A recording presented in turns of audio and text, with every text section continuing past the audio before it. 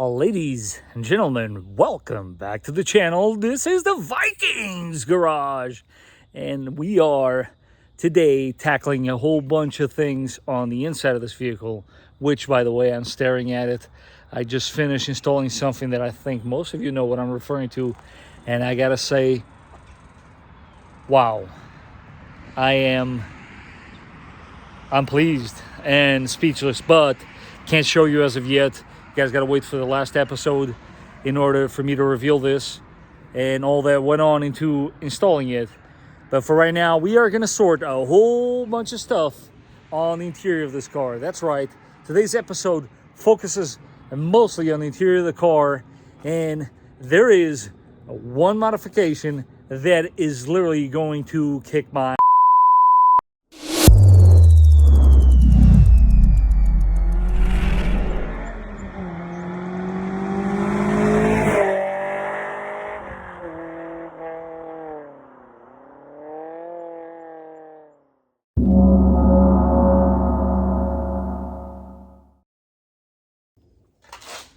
All right, guys, so you're probably wondering, why is he sitting in the car like that, and what's that in his hand? Well, the next modification is very OEM, therefore OEM++, and it comes to us from the guys from MESO Customs.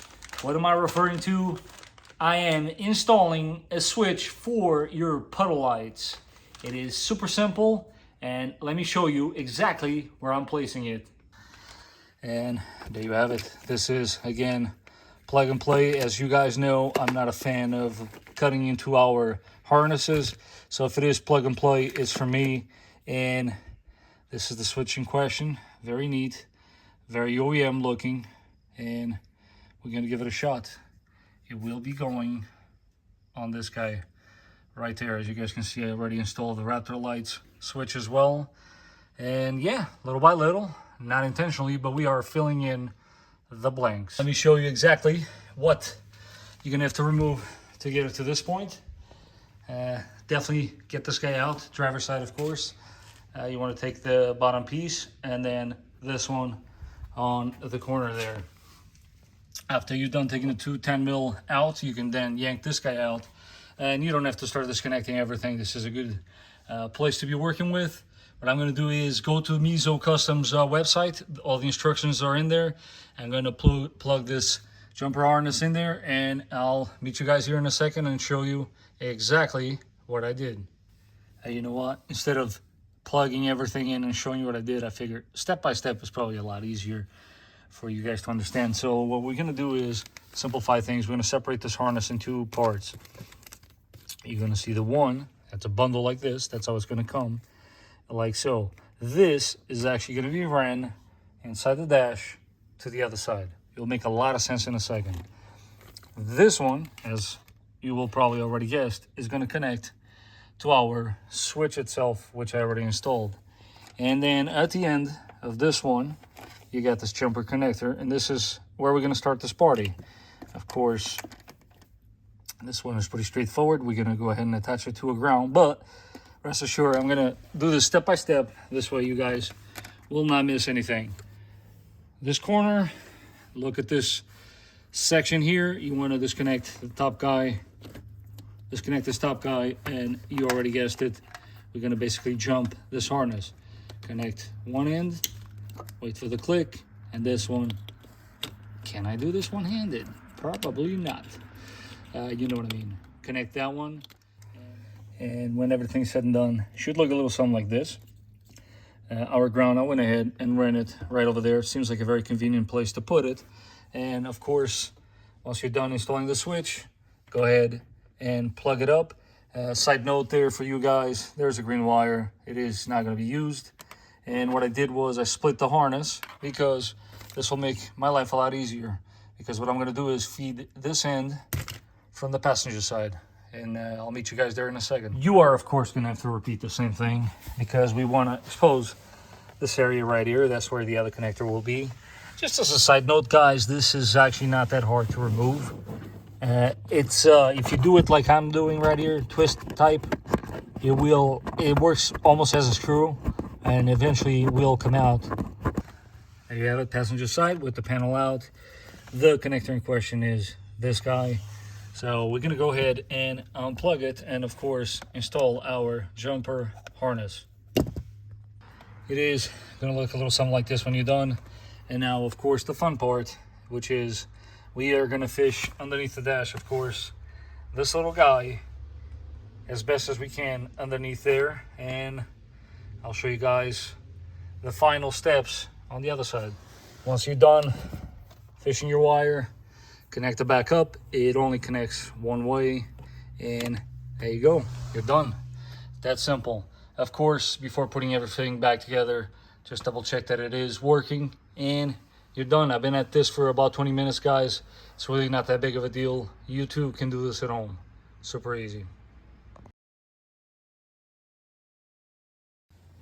And of course, as I'm sure you guessed by now, it didn't work.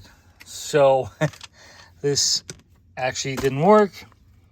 Did some more digging, and of course, thanks to the internet, here's what I found. I'm obviously going to put a picture on this side so that things don't get confusing, and I'm going to show you what I got here, and hopefully this makes sense. As long as you know that purple is green in this particular case and red is red, then you should also know that purple is going to be soldered into a wire in the female side of things, being this guy, and the red soldered to a wire in the male side of things.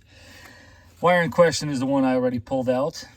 When you look at the connector in this direction, that is the guy. That's the guy. You're going to cut it right in the middle. And I'll explain all of this in a second. That's the red wire right here. You're going to cut this really short there. And purple wire, you're going to cut it really short there so that you can then solder the purple wire to the female and the red wire, even I'm getting confused, to the male side. And I'll show you in a second what I'm talking about. The reason why is because Toyota, so this harness was designed for 2020, but if you have older models, the pin on location number 11 has been switched. So, because I am not a fan of messing about with the OEM stuff, we're gonna mess with the aftermarket stuff. And if this all makes any sense and works, we should have a working switch when we're done. So this is indeed what you're looking to do. Male side of things, red, right there in the corner. Female side of things, purple. Chop it there, and off you go. And can I just say, my father-in-law coming through again with these antiques. This has got to be some of the oldest stuff I've been working with lately, but you know what? Can't complain. Got the job done. Let's test it out.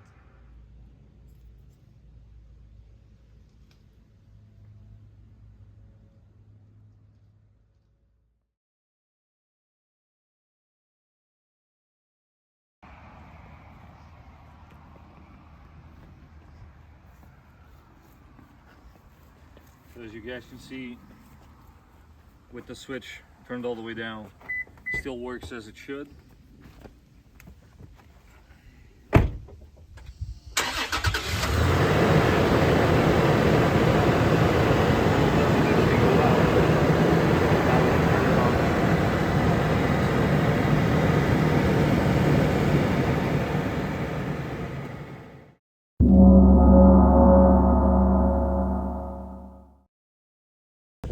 So I want to take a quick second here, guys, to tell you about a product that I'm super excited. So our friends at DIAMOOKY reached out to me and they said, for under 40 bucks, we can totally rearrange everything in your center console and make it look super neat. And I said, you know what? Challenge accepted. So let's take a look and see what they're talking about. That's right, guys. So this is what we're referring to. It's a two-piece set. I'll show you guys in a second how this works. Super neat, super useful. What a clever idea. And of course, a center console organizer tray that is very durable, comes with these very strong rubber mats that stay in place. And I gotta say, I like the way this is displayed. And not to mention, it does come with a very good warranty.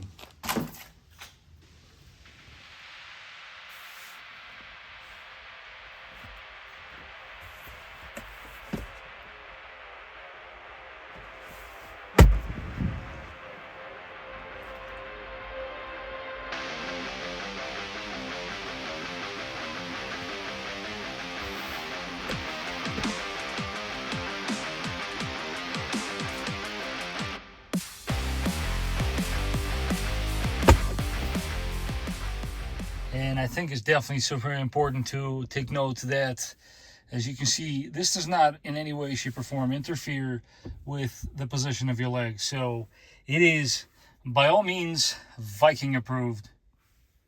Not to mention, I'm sure the wife will appreciate her little spot there.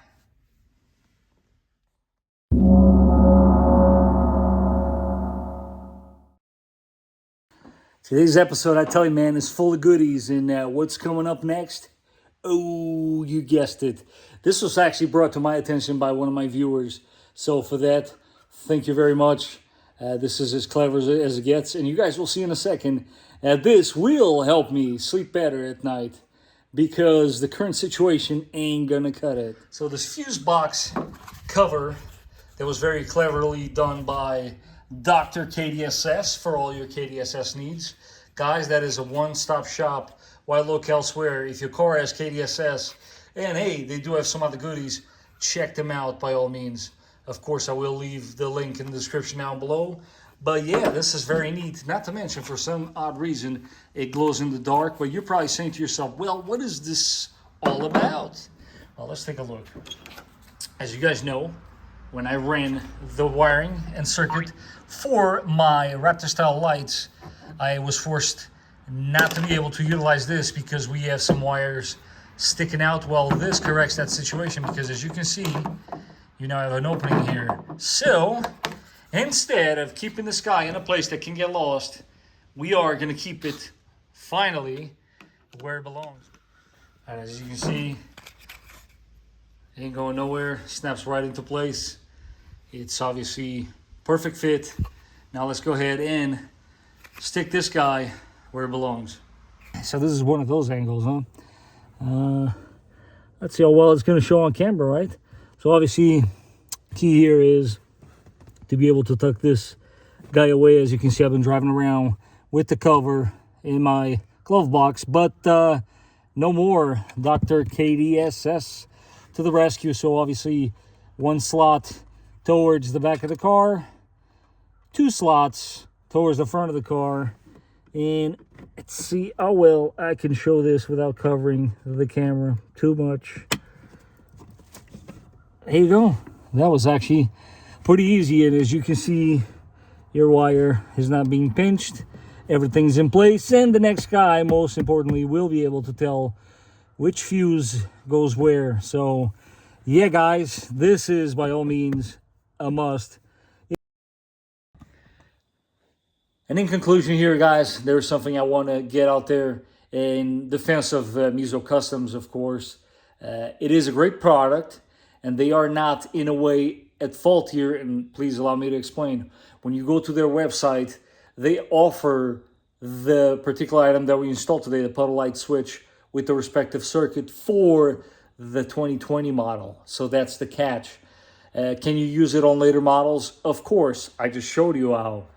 But if anybody from MESO Customs is listening, they could have corrected this just by simply modifying one wire. I mean, I think most people can agree it would be nice of them to do that. But when everything is said and done, guys, it's an awesome product. I would still do it. It's super awesome, looks OEM, and it's really cool that I now can control those puddle lights at a flip of a switch. As always, if you enjoyed this video and found it informative, don't forget to smash that like button. If you haven't done so, you need to subscribe. And until the next time, I hope you guys are enjoying this series. And do stay tuned, because the next one is not only big in many ways, but it is the last one for the OEM++. Guys, I will catch you on the next one.